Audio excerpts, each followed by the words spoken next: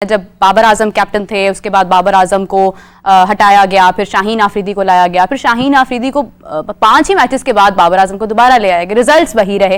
लेकिन don't you think कि अगर इसी तरह से मुशावरत की जाती, अच्छे अंदाज में शाहीन से बाबर से दोनों से बात की जाती, तो शायद आज ग्रुप में जो टीम में जो एक ग्रुपिंग की बात हो रही है, जो लॉबी बनाने की बात हो रही है, या डिसिप्लिन की कमी है, शायद आज ये चीजें ना होती। मुझे याद है जब तक आप टीम में थे, टीम में बड़ी वो एक दोस्ती का माहौल था, एक खुशियां थी, एक खुश हमारी टीम इत्तेहाद के साथ खेलती थी, मुत्तहिद थी, रिजल्ट्स भी अच्छे थे। लेकिन आज टीम के अंदर हमें वो चीजें नजर ही नहीं आती। एक तो आप टीम में नहीं है, ये तो मैं मानती हूँ, आप हसन अली होते तो टीम में बहुत मोहब्बत होती, लेकिन दूसरी जानिब जो एक मुशावरती अमल है जो होना चाहिए प्लेयर्स के साथ, शायद उसकी वजह से कहीं ना कहीं आज ये चीज नहीं है। देखिए, पहली बात तो ये कि जब बाबर कप्तान थे उनको हटाया गया था, उनको नहीं था हटाना चाहिए, ठीक है। और दूसरा, जब शाहीन को लेके आए थे तो फिर शाहीन को ही कप्तान रहना चाहिए था, उनको भी हटाया वो भी गलत। पहले बाबर को हटाया वो भी गलत, फिर शाहीन को लेके आए, शाहीन को भी हटाया वो भी गलत। और दूसरी ये बात जो आप हमारे मीडिया पे since we lost the world cup और ग्रुपिंग की बात हो रही है या इधर की बात हो रही है, आई डोंट नो कि कौन सी ग्रुपिंग है और किस ग्रुप की बात कर रहे हैं। जब मैं अभी रिसेंटली टीम में था तो मैंने कहीं पे ऐसी कोई चीज नहीं देखी। देखिए, हर प्लेयर्स के अपने जो है वो फ्रेंड्स होते हैं, तो कभी भी 11 प्लेयर्स या 15 प्लेयर एक साथ खाने पे या एक साथ शॉपिंग पे नहीं जा सकते, और कभी किसी टीम में ऐसा नहीं होता, ठीक है। हमेशा 3-4 प्लेयर ही खाने पे जाएंगे या 3-4 प्लेयर ही शॉपिंग पे जाएंगे और 3-4 प्लेयर ही एक साथ बैठेंगे रूम में। कभी भी 11 टीम्स नहीं बैठती जब तक कोई मीटिंग ना हो। तो मेरे ख्याल से यस, हम उस तरह की क्रिकेट नहीं खेलने, हमें अच्छी क्रिकेट खेलनी चाहिए थी। और जिसके जो आज रिजल्ट इतने बुरे हैं, तो हम as a Pakistan cricket team जो उसको भुगत रहे हैं, कोई भी उठ के जो है वो बात कर देता है। तो उसी की वजह से हम लोगों को ये लगता है कि टीम में ग्रुपिंग है या टीम में ये है, टीम में वो है। तो हमें बजाय इसके कि ये देखना पड़े कि क्या ग्रुपिंग है या क्या नहीं है, क्या नहीं, हम इस चीज को बैठ के देखें कि हमें कहाँ पे इम्प्रूवमेंट की जरूरत है। हमारी बॉलिंग में इम्प्रूवमेंट की जरूरत है, हमारी बैटिंग में जरूरत है, हमारी मिडिल ऑर्डर में है, हमारे स्पिनर्स में है, हमारी फील्डिंग में है, हमारे माइंडसेट में है, या हमारी फिटनेस में है। तो ये चीजें हैं। हम सब कहते हैं हमारे पास स्किल है, स्किल है, स्किल है, तो उस स्किल को किस तरह हमने एग्जीक्यूट करना है, कोचिज इतनी बड़ी मैनेजमेंट है, सारी चीजें हैं, हमें बैठ के इन बारे में सोचना चाहिए। मैं आपको आई डोंट नो कि मे बी मैं रॉन्ग हूं या नहीं, बट मुझे जहां तक मुझे ये पता चला था कि 2003 या 99 के वर्ल्ड कप में ऑस्ट्रेलिया के प्लेयर्स के आपस में बहुत फटे थे, लेकिन ग्राउंड में कभी उनके वो फटे नजर नहीं आए, बिल्कुल, ठीक है। और ये आई थिंक किसी बुक में लिखा हुआ है, मैंने खुद नहीं पढ़ा, मैं फिर से ये कह रहा हूँ कि I might be wrong, but मैंने कहीं से सुना है।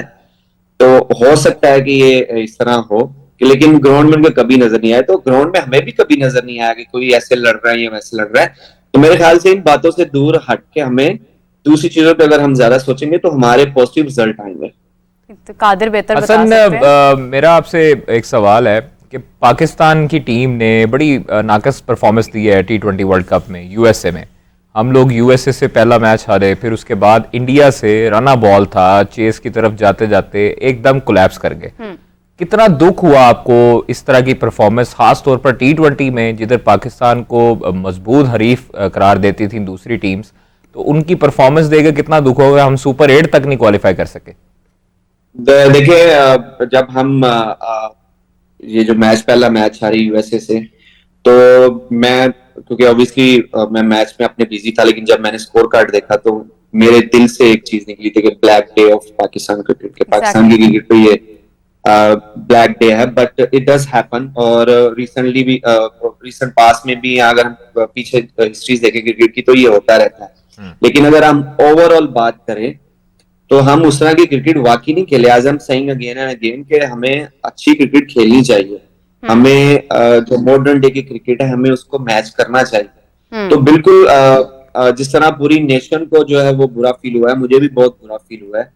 यहाँ पे एजबेस्टन में हमारे एजबेस्टन के क्रिकेट ग्राउंड के बाहर जहाँ से मैं काउंटी खेल रहा हूँ, उन्होंने बहुत बड़ी स्क्रीन लगाई, तो पाकिस्तानी फैंस और इंडियन फैंस जो है वो सब यहाँ पे आके मैच देख रहे थे। And I was sitting on my the balcony, और मैं वहां से मैच देख रहा था। तो मैं फील कर सकता था किस तरह जो है हमारे फैन जो है वो डिसहार्टेड हुए हैं, और किस तरह पूरी नेशन जो है वो डिसहार्टेड हुई है, प्लेयर्स भी बहुत डिसहार्टेड होंगे। यू कांट इमेजिन के प्लेयर्स को कितना बुरा लगता है कि जब प्लेयर्स इस तरह के मैचेस हारते हैं और फिर बाहर आते हैं, और वी कैन नॉट डिस्क्राइब, क्योंकि जो इंसान पे बीते है वो वही खुद ही जानता है। तो बहुत इंटेंस माहौल होता है, बहुत सारे प्लेयर्स जो है वो क्राई करते हैं विद टीयर्स। और अभी हमने इस मैच में भी देखा कि जिस तरह नसीम शाह बेचारे जो दिल छोड़ के रोते हुए बाहर आए, और भी बहुत सारे प्लेयर्स जो है वो डिसहार्टेड होते होंगे। ऐसा नहीं है कि हम लोगों को बुरा लगता, बहुत बुरा लगता है, बट जो अच्छी चीज ये होती है कि आप किस तरह उस चीजों को कम ओवर करते हैं और किस तरह हम जो है वो कम बैक करते हैं। बिल्कुल सही। हसन, जहाँ तक बात की जाए हमारी वर्ल्ड कप में नाकस परफॉर्मेंस हुई, हम लोग देखते हैं कि आपने भी माजी में जब आपकी परफॉर्मेंस आपसे रूठी है तो आपने डोमेस्टिक का रुख किया है, डोमेस्टिक में आकर जान लगाई है, वहां पर आके परफॉर्मेंसेस दी हैं और फिर कम बैक किया टीम में।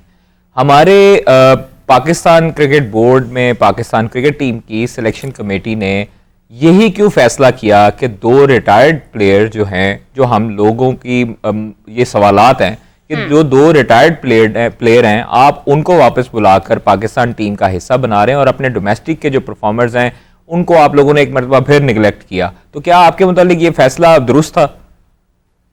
देखिए, जो आपने बात की है डोमेस्टिक की क्रिकेट की, तो मैं अभी भी डोमेस्टिक क्रिकेट खेल रहा हूँ यहाँ पे इंग्लैंड में, और मैंने कहीं ना कहीं पे ये मुझे किसी ने एक वीडियो सेंड की थी, मैं आपको झूठ नहीं बोलूंगा कि किसी एक इंसान ने टीवी में बैठ के बोला है कि जी ये हसन अली जो है वो डोमेस्टिक क्रिकेट नहीं खेलते। तो थैंक यू सो मच, आपने ये क्वेश्चन किया तो उसका आंसर दे दूं कि I am the only one last 3-4 साल से कि जो करंट प्लेयर है और जो के प्लेयर्स को ये कहता है कि डोमेस्टिक क्रिकेट खेले, जहाँ पे आप बहुत कुछ सीखने को मिलता है और आपको जो चीज चाहिए होती है वो मिलती है। आपको बैटिंग में परफॉर्मेंस मिलती है, आपको बॉलिंग में, फील्डिंग में, आपकी फिटनेस में जो है वो मिलती है, और फिर जब आप थोड़ा चीजों से दूर होते हैं तो आप में ज्यादा हंगर आता है और आप फिर और मेहनत करते हैं, और इट्स अ नेचुरल थिंग। तो आप फिर वापस आते हैं एक द स्ट्रॉन्गर कम बैक के साथ। तो आई थिंक उसको ये आंसर आज मिल गया होगा कि मैं डोमेस्टिक खेलता हूँ कि नहीं खेलता, और मेरे डोमेस्टिक के रिकॉर्ड्स हैं वो मेरी प्रोफाइल पे भी हैं। तो नेक्स्ट टाइम जब टीवी पे बैठ के बोले तो आई थिंक थोड़ा स्टडी कर लिया करें। और दूसरी बात ये है कि जो आपने बात की है, आई थिंक गालबन आप आमिर भाई और इमाद भाई की बात करें तो इसमें मैं कुछ नहीं कह सकता, क्योंकि ये जो डोमेन थी या जो है ये मेरे हाथ में नहीं है। और ये ऑब्वियसली जो हमारे जो चेयरमैन हैं या मैनेजमेंट कमेटी है, जो भी है चेयरमैन कमेटी है, जितने भी हैं, उन्होंने ये डिसीजन लिया होगा और उन्होंने कुछ सोच समझ के लिया होगा। वो काफी समझदार लोग हैं और उनको पता है कि ये डिसीजन किस तरह लेने चाहिए। लेकिन डोमेस्टिक की परफॉर्मेंस को अगर आप इज्जत नहीं देंगे तो फिर आपके प्लेयर यहाँ अमेरिका जाएंगे या फिर किसी और जगह पे जाएंगे। अच्छा हसन, आपका एक जुमला बड़ा मशहूर हुआ जिसमें आपने आई थिंक बाबर को मुखातिब करके कहा था कि किंग कर लेगा। किंग ने किया तो नहीं है, कब करेगा किंग?